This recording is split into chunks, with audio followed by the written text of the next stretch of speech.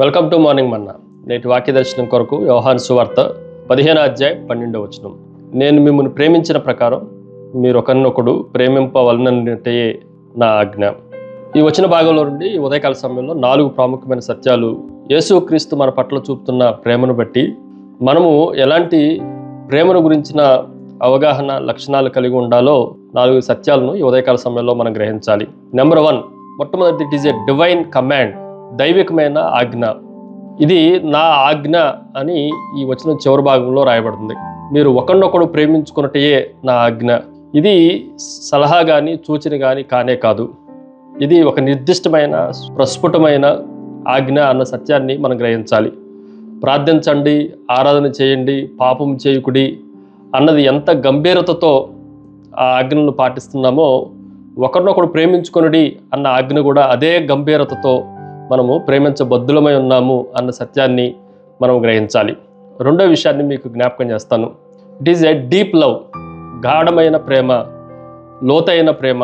ఈ ప్రేమను కూడా మనం జాగ్రత్తగా ఆలోచన చేస్తే, నేను మిమ్మును ప్రేమించిన ప్రకారం, ఈ వచనంలో యేసుక్రీస్తు మనల్ని ప్రేమించిన ప్రేమ అది గాఢమైన ప్రేమ, లోతైన ప్రేమ, అది అవధులు లేని ప్రేమ, అగాపే ప్రేమ అన్న సత్యాన్ని మనం గ్రహించాలి.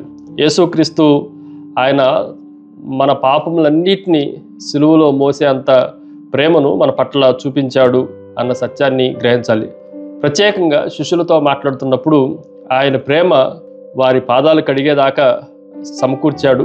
వారు అసహించుకున్న, అనేక సార్లు దూరం అయిపోయిన వారిని ప్రేమిస్తూ వచ్చాడు. సిలువ మరణం పొందేంతగా ఆయన వారి పట్ల ప్రేమను చూపించేవాడుగా 12 మంది శిష్యులతో మనం జాగ్రత్తగా ఆలోచన చేయొచ్చు. అదే ప్రేమను వారు కూడా ఒకరొకరు కలిగి ఉండాలి అన్న ఆ గాఢమైన ప్రేమను గురించి ఈ వచనం మనకి జ్ఞాపకం చేస్తూ ఉంది. మూడో విషయాన్ని మీకు జ్ఞాపకం చేస్తాను. It is A daily love, అనుదిన ప్రేమ. ఈ ప్రేమను కూడా మనం జాగ్రత్తగా ఆలోచన చేస్తే, ప్రేమ లైఫ్ టైంలో ఏదో ఒకసారి ప్రేమిస్తే సరిపోదు. లేదు అనంటే ఇదేదో ఒకసారి వచ్చిపోయే భావోద్రేకం అంతకన్నా కానే కాదు. ఇది ఒక రకమైన ప్లెజర్ కూడా కానే కాదు. ప్రేమ అనేది ప్రతి దినము మనం బాధపడుతున్నప్పటికీ ప్రతిదినము మనం ప్రేమించువారిగా ఉండాలి అనేది దేవుడు వాక్యమై ఉన్నది. ఈరోజు ప్రేమించడానికి ఓపిక, దయ, కరుణ, ఈ అంశాలన్నీ అందులో సంక్షిప్తం చేయబడుతున్నాయి అన్న సత్యాన్ని కూడా మనం గ్రహించాలి.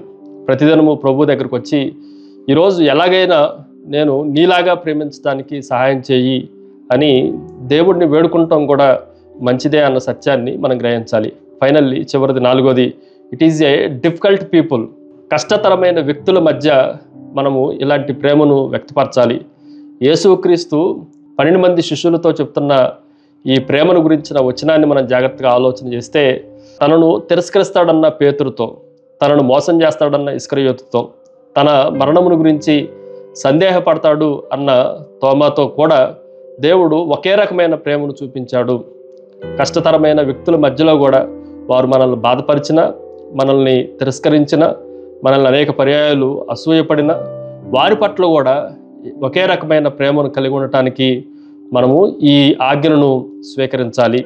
ప్రార్థన. సకలాశీర్వాదములకు కారణభూతుడగు తండ్రి, మరొకసారి నీ నామాన్ని గణపరుస్తున్న ప్రభువా, మీరు ప్రేమించినట్లు మేము కూడా అనేకులను ప్రేమించడానికి సహాయం చేయమని యేసు నామమున అడిగి వేడుకుంటున్నాం తండ్రి. ఆమెన్. God bless you.